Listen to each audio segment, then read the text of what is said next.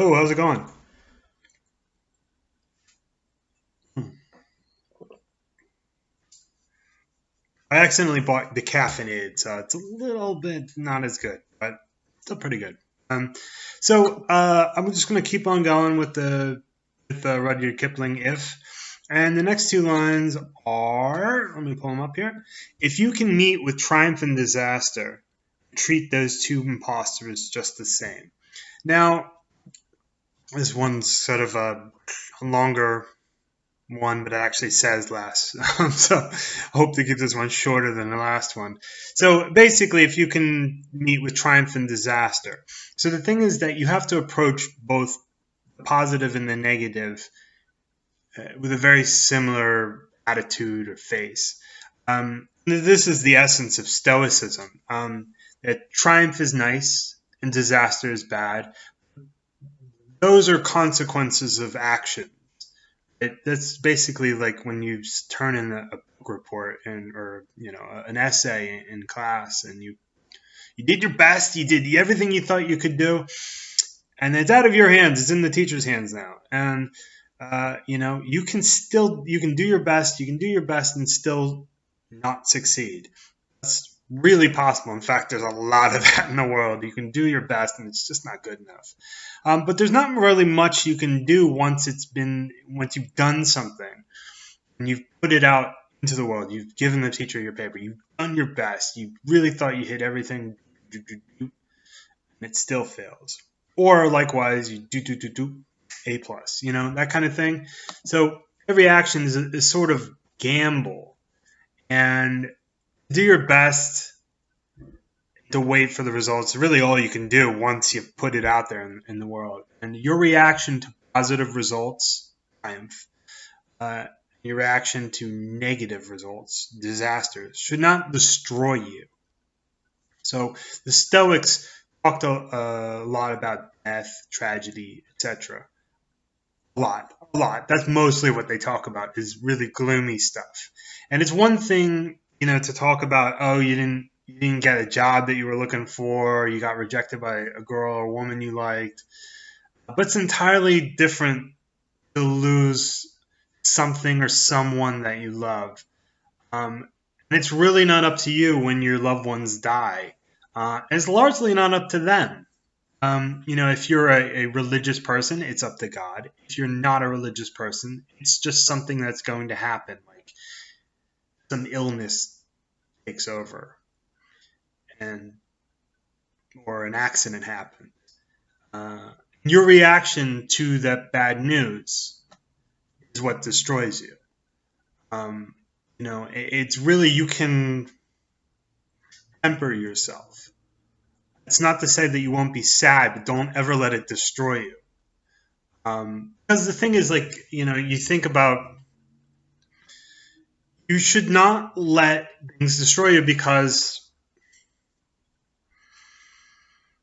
what's the point of being destroyed? Because you still continue to exist, except for it's just a point in your life that is just everything was good and then just everything turned into crap and it stays crap. And I don't think if these loved ones in your life could see you in the state, you would be happy with you because there's more to life than them. Obviously, there is because they're gone, but you can still have positive memories of them. And knowing memory as it is, it usually turns positive. Like you usually only remember the really good stuff, right? If you've had past relationships, you think, oh, she wasn't that bad. Then you're like, oh, wait a minute.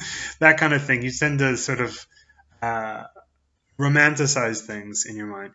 But, likewise, when you have something good happening in your life, you shouldn't go overboard in your celebration.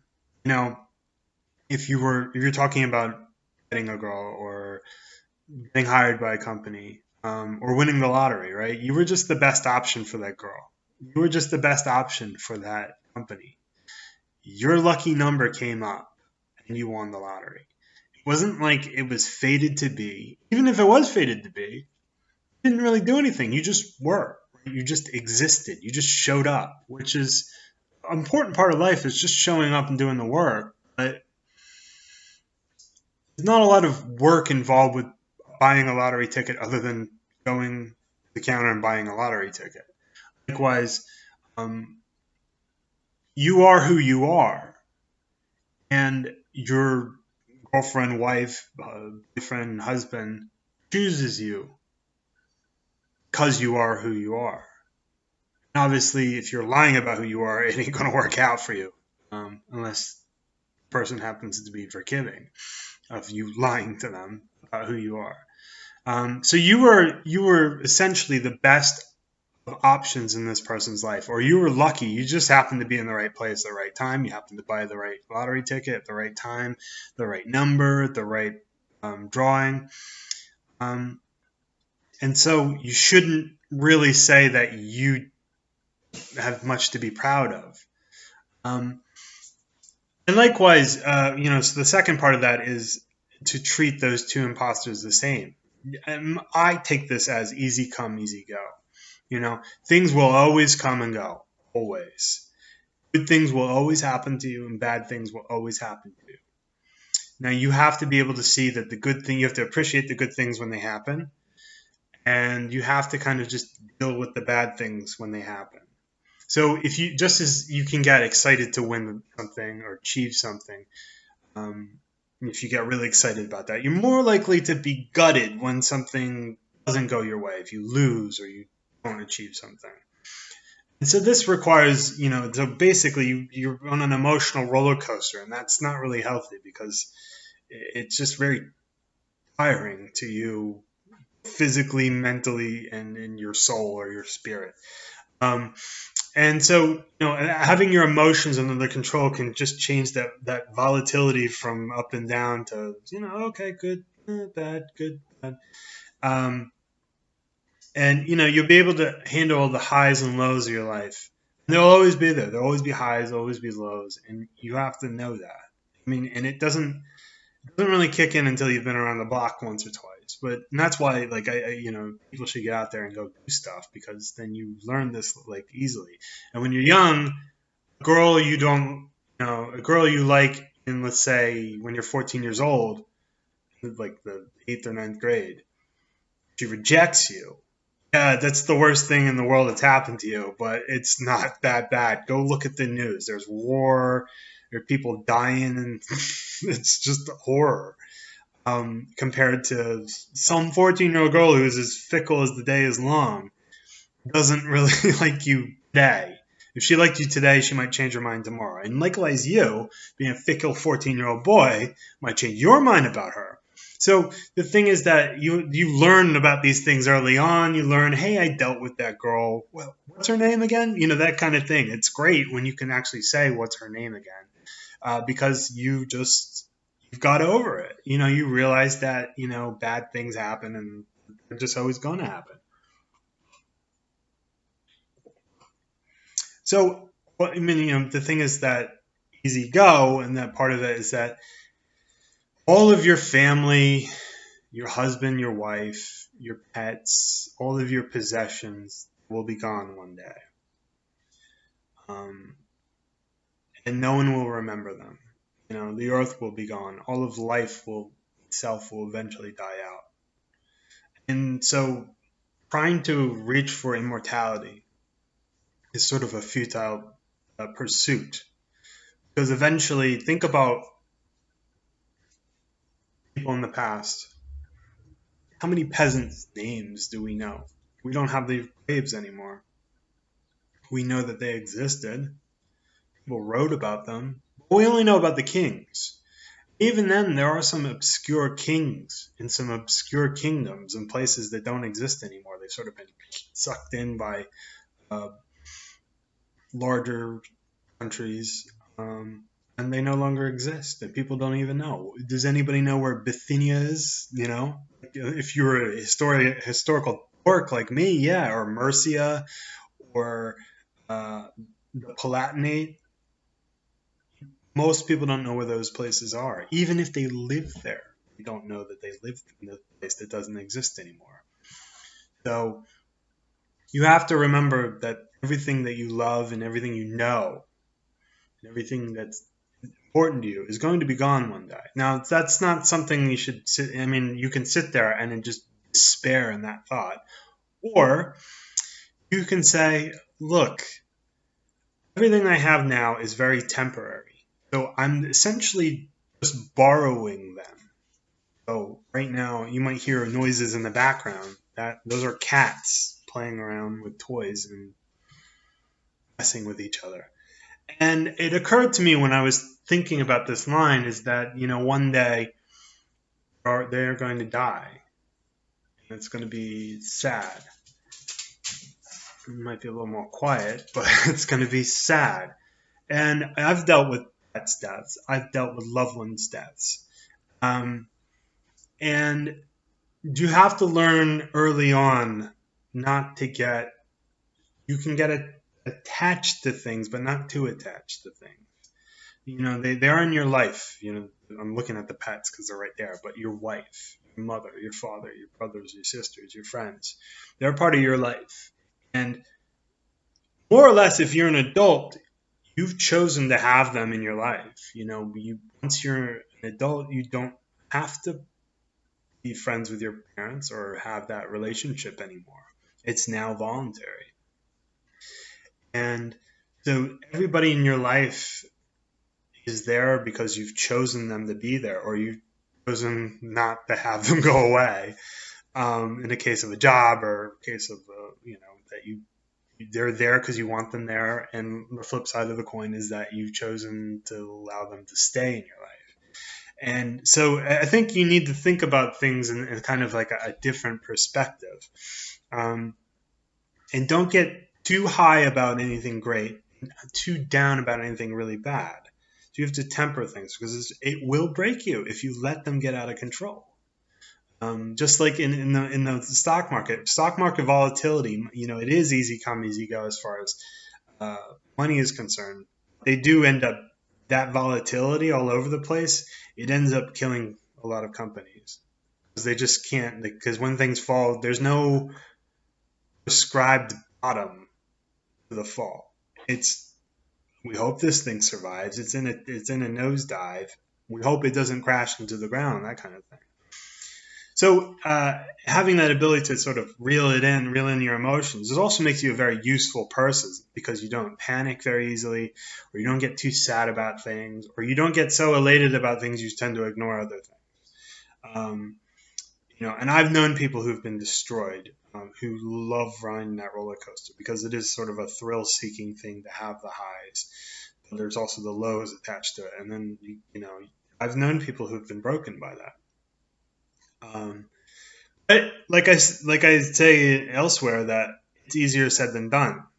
I would say this: if you can't handle not finding a parking space for your car, or let's say having a team whose members you've never met and never going to know, and you have no connection to, if that team loses and you can't handle that, what hope do you have when a proper tragedy strikes? Like if, my team, the Phillies, we're talking about baseball, it's baseball season, have totally taken a dump in the bed. And on paper, they look good, but out there on the field, they suck. Like they can't pitch worth a damn. The bats show up and just randomly. And I had to stop myself when they blew it last night against the Giants. But wait a minute, I don't know these people. They don't know me. It's nice when they win, and it's bad when they lose. But I shouldn't let what those people do for playing a game for millions of dollars affect the rest of my day or affect the rest of my evening. I shouldn't let that happen. That's the basis of this. So if you can actually do the work and get over that fact, then you can start dealing with proper tragedy, like the death of your parents or the death of a loved one, or just any kind of disaster being thrown your way. Likewise, like I say, that most triumphs are luck, fate, or just something outside of your control. You shouldn't be proud of yourself you couldn't be overly proud of yourself. You might have done the work to prepare for this, but a lot of it was luck. And so you shouldn't get too happy about this. And I think that when you work on the small things, the bigger things get easier. If you can master the small skills of like, getting over, your team sucking, then you can work on maybe losing a job, and then you can work on the death of a parent. It's not something you really want to work on, but it's going to happen. You might as well be prepared for it. I'm just going to throw a mouse for my cat. I like to play fetch this time. Sometimes I think that a simple reframe helps. Rather than cry about the end of someone's life, like, I'll be honest, my mom is not doing very well. I don't know when her day is coming. But let's say the best days of her life are past her. My dad's not doing very well at all. He's still able to get around a little bit, but his best days are past him. And it's very sad to watch. The saddest part is not so much the mourning of the loss of a healthy parent. It's more of, I don't want to see them in pain. And rather than crying about the end, which may come as a relief to them, I'm trying to find joy, not in their death, obviously, or their potential death, or their pain, or their let's say, appreciation of the value of their life. I'm sorry, I'm laughing because I have to think in economics terms. It's kind of a compulsion when you've gone through, grad school in economics. You kind of see the world in economic terms, but you see, it just don't mourn that. Just kind of turn it around and say, what a privilege it was to be chosen. They chose me to bring into life, and to love me, and to raise me, and to treat me well. Or, what a privilege it is to be honored with the care of a person or an animal. Right? I know that animals mean more today than they did maybe 100 years ago when Rudyard Kipling was writing. But what a privilege it is to know our animals. What a privilege it is that my wife chose me to spend her life with.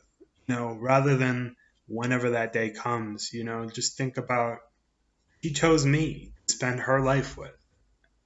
It's an honor, it's an absolute honor to know everybody in my life, because it's, they could have chosen someone else, or somebody else could have got the animals, or they could have had a bad situation. These cats are not wanting for anything. And that dog either. The dog's had, a lot of love. So anyway, so you have to learn to be able to look at things and temper the positive and temper the negative, and to say, ooh, maybe treat the triumph as an imposter. It's not really your triumph. And disaster, maybe it isn't a complete disaster, because if it means something to you, then it was important. If it's important, it's probably because you love that thing, and that love was there for however long. It could be a short amount of time, or it could be decades. So anyway, some of these things get a little heavy. I think we're getting close to halfway. So a few more of these videos, and we'll be done with it. So thanks for watching. I'll see you soon.